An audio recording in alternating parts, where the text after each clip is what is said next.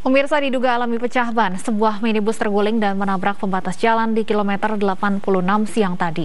Akibatnya 2 penumpang tewas di lokasi kejadian dan 4 lainnya luka-luka.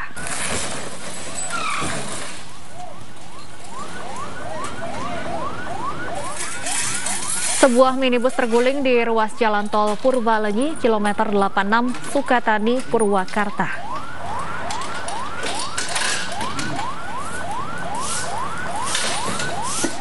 Kecelakaan terjadi ketika minibus yang melaju dari arah Jakarta menuju Bandung diduga pecah ban depan sebelah kanan, kemudian terguling dan menabrak pembatas jalan.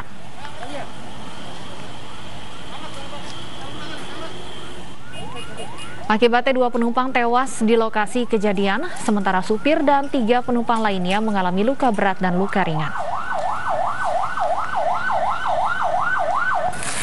Korban dibawa ke Rumah Sakit Abdul Rajak Purwakarta, sedangkan kendaraan dibawa ke Pul Derek Jasa Marga Gerbang Tol Jatiluhur, Purwakarta.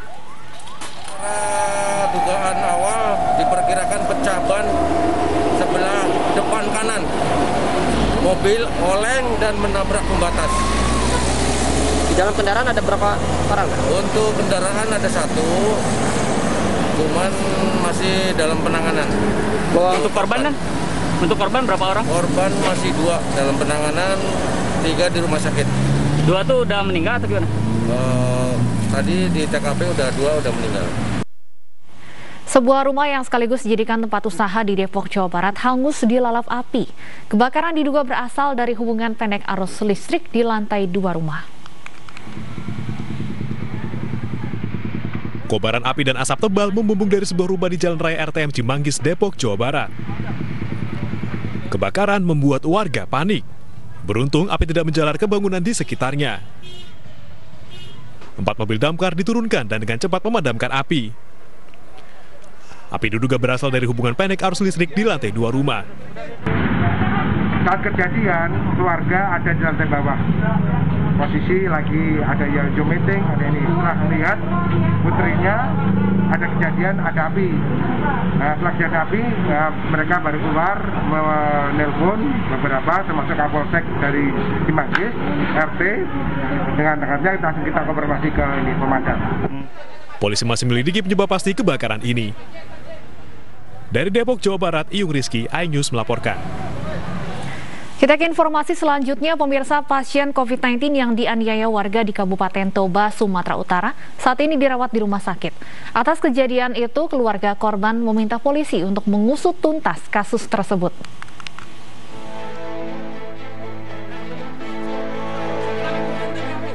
Inilah video amatir yang viral di media sosial saat warga menganiaya seorang pasien positif COVID-19 di Kabupaten Toba, Samosir, Sumatera Utara. Penganiayaan ini diduga akibat warga tak terima korban menjalani isolasi mandiri di desa setempat dan menjauhkan korban Salamat Sianipar dari kampungnya di desa Bulu Silape, Kabupaten Toba, Samosir. Video viral ini pun kemudian mendapat kecaman dari warganet.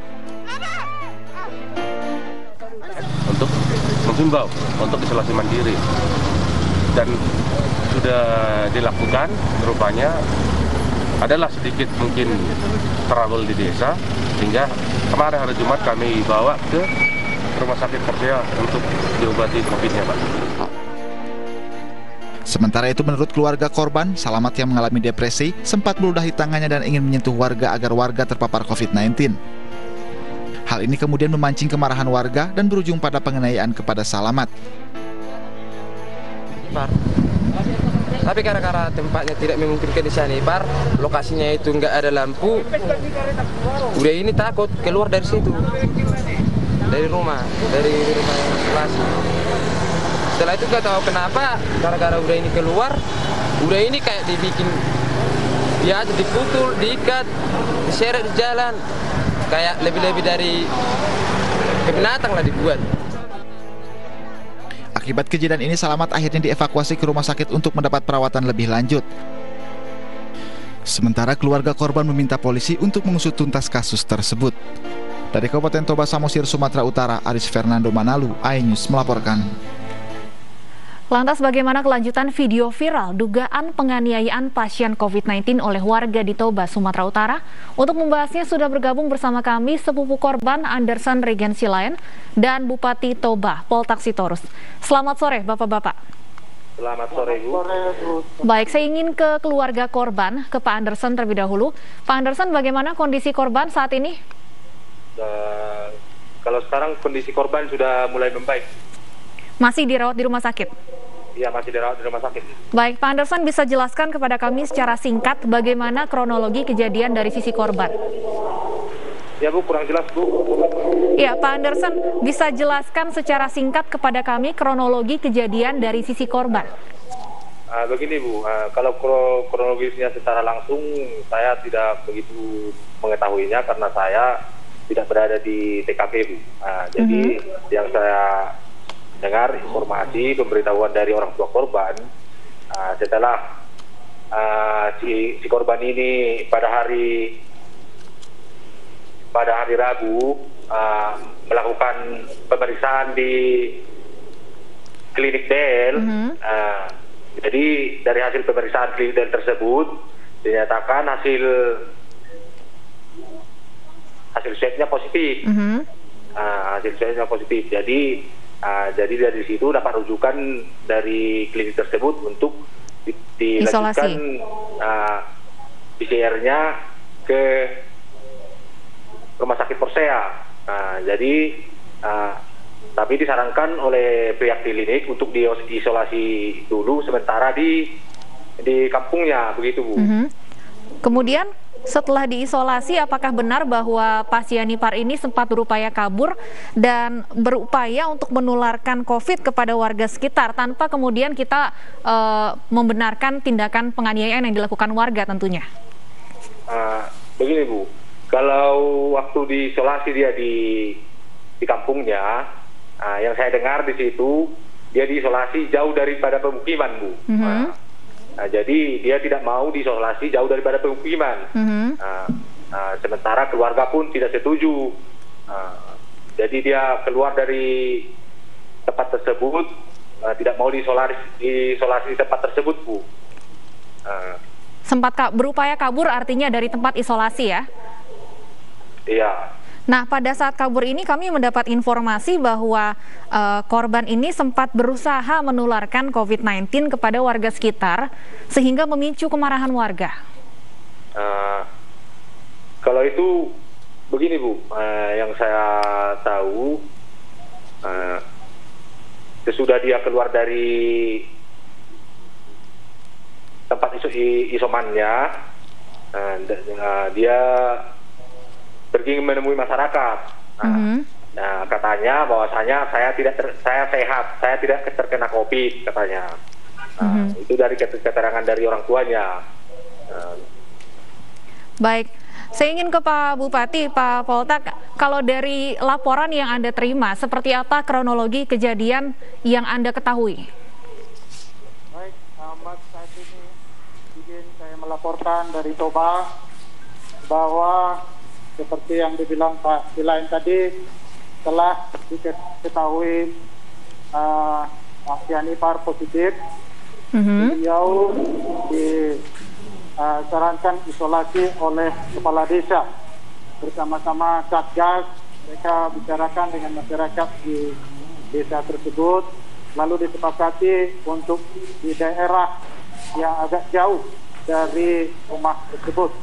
Namun setelah sampai agak sore bahwa pasien Ipar ini pulang, akhirnya masyarakat desa tersebut ada satu keluarga di situ yang setuju untuk memberikan rumahnya dibuat tempat isolasi yang dekat rumah tersebut dengan kondisi layak, sudah ada listrik dan juga kamar mandi. Kondisi tempat isolasi yang diberikan oleh keluarga ini, yaitu keluarga Marlon, kalau nggak salah Marlon Ipar, sudah kondisi baik dan sudah sempat tinggal di sana, lalu bertemu dengan istrinya, dan menurut kesaksian istrinya sudah disarankan juga supaya tetap ada di tempat isolasi, namun beliau tetap keluar dan sempat juga mengejar istrinya supaya istrinya bisa dipeluk, bisa dirangkul dan anak-anaknya. Sementara dari Dinas Kesehatan, dari kecamatan sudah memberikan nasihat supaya tidak boleh kontak kepada siapapun. Kemudian beliau tetap keluar dari tempat isolasi dan berusaha menemui, mengejar masyarakat yang ada di desa itu dan sempat juga mengeluarkan ludahnya untuk disebarkan kemana-mana. Tapi masyarakat lari. Nah, akhirnya dipanggillah bidan desa untuk menjelaskan ke beliau, lalu dijelaskan supaya dia mengikuti aturan untuk tetap di tempat isolasinya. Namun akhirnya beliau meminta untuk disalam. Akhirnya disalam, kemudian dipeluk ibu bindes tersebut. Disitulah masyarakat tidak bisa menahan diri, lalu mereka akhirnya mengambil keputusan untuk mengambil langkah yang untuk pencegahan supaya jangan tercemar atau tertular kemana-mana. Dan masyarakat memang pada saat itu situasi serba mendadak, tidak ada persiapan sama sekali melihat menghadapi situasi itu. Akhirnya masyarakat memakai alat karena tidak punya pada saat itu di desa itu APD, lalu memakai alat, ada yang pakai kayu, ada yang pakai pipa. Bagaimana supaya bisa jaga jarak tapi bisa dikontrol beliau. Akhirnya bisa dikuasai dan kemudian setelah dikasih makan akhirnya bisa melepaskan diri dan lari. Sampai malaman, tidak ada besoknya bisa ditemukan, kemudian dibawa ke RSUD Porsea. Baik, artinya memang dari korban sendiri sempat kabur dari tempat isolasi mandiri dan sempat berupaya menularkan COVID kepada warga, yang ini hal-hal ini yang memicu kemarahan warga. Bagaimanapun Pak Bupati, tentunya aksi penganiayaan tidak bisa dibenarkan. Dalam video yang viral kita melihat bahwa korban sempat diseret dan bahkan dipukul oleh warga setempat. Ini bagaimana Pak Bupati? Ya, itu yang kita lihat di video itu juga kita sangat tidak setuju dengan itu, tetapi kita juga datang ke lokasi tadi malam dengan Polda, kita juga turun ke lokasi mengkonfirmasi bagaimana keadaan sebenarnya waktu itu. Dan yang kami dapatkan dari keterangan kepala desa, mereka tidak ada niat atau tidak masuk dan tidak untuk menganiaya.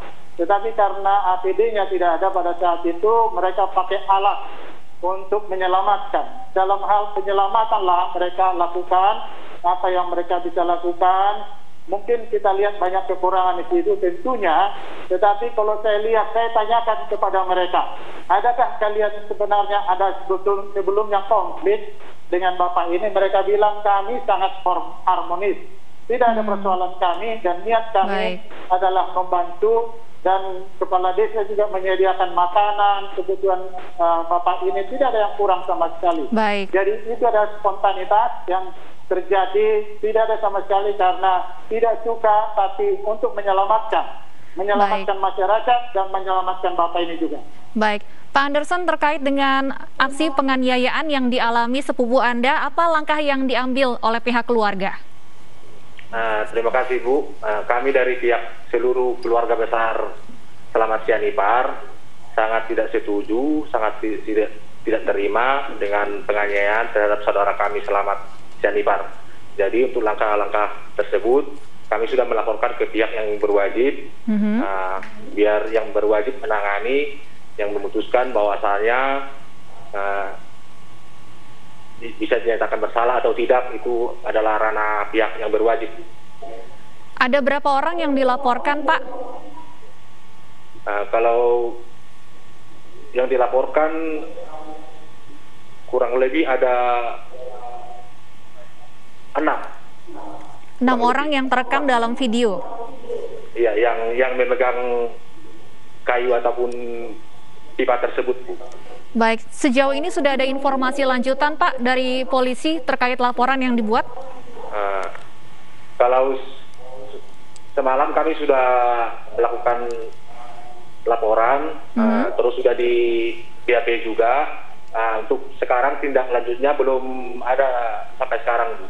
Baik, saat ini kami sudah terhubung juga melalui sambungan telepon dengan Kabid Humas Polda Sumatera Utara, Kombes Hadi Wahyudi. Selamat sore Pak Hadi. Assalamualaikum, selamat sore. Waalaikumsalam. Baik Pak Hadi, langsung saja seperti apa tindak lanjut laporan keluarga korban yang diduga dianiaya oleh warga? Ya, jadi kami sampaikan kembali bahwa kejadian kemarin itu adalah sebagaimana keterangan yang disampaikan oleh Kepala Desa dan beberapa warga bahwa tujuan mereka adalah untuk mengamankan Bapak Slamet Janipar karena memang sudah diketahui positif terpapar COVID-19 berdasarkan uji swab antigen di klinik ITDL Ogoboti. Beberapa upaya yang dilakukan oleh perangkat desa dan warga dengan memberikan rumah isolasi, kemudian mencukupi segala kebutuhan selama masa isolasi berupa sandang pangannya, itu sudah dilakukan oleh perangkat desa dan warga. Dan itu pun juga berdasarkan persetujuan dengan keluarga. Kemudian terkait dengan adanya Pak Slamet ini keluar dari isolasi mandiri dengan tujuan menemui keluarga, anak istrinya, itu sebenarnya kan riskan dilakukan, mengingat di rumah keluarga itu pun juga ada orang tua beliau yang usianya diperkirakan 74 tahun. Langkah-langkah warga pada saat itu untuk mengamankan dengan segala keterbatasan, untuk tetap menjaga jarak dan lain sebagainya, itu sudah dilakukan, sudah diupayakan. Setelah upaya untuk menenangkan beliau, untuk membujuk beliau, itu tidak berhasil. Ini keterangan yang disampaikan oleh Bapak Kepala Desa dan warga. Baik. Terkait dengan laporan yang diberikan atau diadukan ke Polres Toba, sejauh ini Polres Toba pun juga sudah meminta keterangan beberapa warga untuk mendapatkan klarifikasi terkait dengan kejadian tersebut. Apakah artinya proses hukum penganiayaan ini tidak bisa dilakukan karena dalam hal ini warga dinilai membela diri ataupun berupaya mengamankan pasien positif? Kita akan mendalaminya itu ya, Pak. Baik, sejauh ini sudah siapa saja yang diperiksa oleh Polres Toba, Pak? Sudah ada warga yang sudah minta keterangan juga, seperti yang tadi saya sampaikan. Warga yang dimintai keterangan ini, apakah warga yang terekam dalam video ini diduga ikut melakukan penganiayaan, Pak? Ya, beberapa warga yang sudah kita minta keterangan, kemudian Kepala Desa pun juga sudah memberikan keterangannya juga kepada kita. Baik, saya ingin kembali ke Pak Anderson bahwa kemudian disampaikan ini merupakan upaya spontanitas dari warga karena tidak memiliki APD untuk mengamankan pasien nipar yang posisinya positif COVID-19. Tanggapan dari pihak keluarga? Ya, Bu, kurang jelas. Iya, bahwa kemudian ini dinilai sebagai aksi spontanitas dari warga untuk mengamankan pasien nipar yang positif COVID-19. Seperti apa tanggapan keluarga? Begini loh, Bu, kalau tanggapan kami dari pihak keluarga, kalau memang itu tindakan spontanitas, kan tidak seperti itu caranya, Bu, dengan dipukuli seperti itu. Itu yang kami tidak terima, Bu. Baik. Tindakan penganiayaan tetap tidak diterima atau tidak dibenarkan tentunya oleh pihak keluarga. Baik, saya ingin kembali ke Pak Bupati. Pak Poltak, bagaimana Anda kemudian memediasi kedua pihak ini? Ya, kalau di orang Batak ada itu namanya kalau tidak selalu diselesaikan secara hukum, tapi diselesaikan secara adat, secara kekeluargaan, karena yang di kampung ini adalah sebenarnya kakak beradik atau masih berfamili. Alangkah lebih bijaksana saya kira ini dibicarakan secara kekeluargaan. Dari pihak pemerintah kami akan mendekati kedua belah pihak, masyarakat dan juga korban, supaya dengan hati yang lapang dada bisa memahami bahwa sekarang ini perjuangan kita adalah melawan COVID, bukan saudara kita. Ini yang terjadi di mana-mana COVID ini, dan kita tahu betul bahwa belum ada satu negara yang bisa menyelesaikan COVID ini. Harus kita kerjakan, harus kita upayakan bersama-sama. Kalau ada yang kurang dalam hal penanganan masyarakat atau satgas COVID di desa, saya kira ya sebagai manusia kita harus memahami tidak ada yang sempurna. Baik. Tetapi keinginan kita selesailah COVID ini supaya kita selamat, keluarga kita sehat, dan kita bisa maju ke depan lebih baik bersama keluarga kita. Baik, Pak Hadi, apakah upaya mediasi perdamaian antara kedua pihak ini akan dikedepankan dalam proses yang tengah berlangsung? Oh ya, tentu. Kita akan melakukan berbagai upaya itu. Pak Anderson, pihak keluarga sendiri siap jika nantinya ada mediasi secara adat bukan melalui proses hukum? Kalau dari pihak keluarga besar Selamat Janifar, Bu, tidak menerima untuk perdamaian, Bu. Tetap ingin menempuh proses hukum? Iya, karena saudara kami si Selamat ini sudah sangat mengalami depresi berat, Bu. Gangguan jiwanya sudah parah, begitu, Bu. Baik, Pak Anderson, untuk saat ini di mana nantinya isolasi mandiri akan dijalani oleh pasien IPAR? Kami juga kurang tahu, Bu. Sementara sekarang masih dirawat di rumah sakit Persea, Bu. Baik, Pak Bupati, Pak Poltak, apakah sudah disiapkan untuk tempat isolasi mandiri setelah nanti korban selesai menjalani perawatan di rumah sakit? Sebenarnya seperti yang saya bilang, masyarakat di situ rela memberikan rumahnya dengan tenang, dengan lapang dada. Mereka saling membantu satu dengan yang lain dan tidak ada masalah dengan itu. Sekali lagi, nah kita ingin keluarga ini memahami bahwa semua masyarakat di situ yang saya lihat respon mereka sangat peduli pada keluarga ini, bukan karena benci, bukan karena tidak suka, tapi ini memang benar-benar karena kita ingin menyelesaikan COVID ini jangan sampai tertular kemana-mana. Demikian. Baik, Pak Hadi, pihak keluarga tetap bersikuku untuk menjalani proses hukum dan tidak ingin dimediasi atau diselesaikan secara kekeluargaan. Bagaimana Anda melihat hal ini? Ya, nanti kita lihat pendalaman kita bagaimana ya.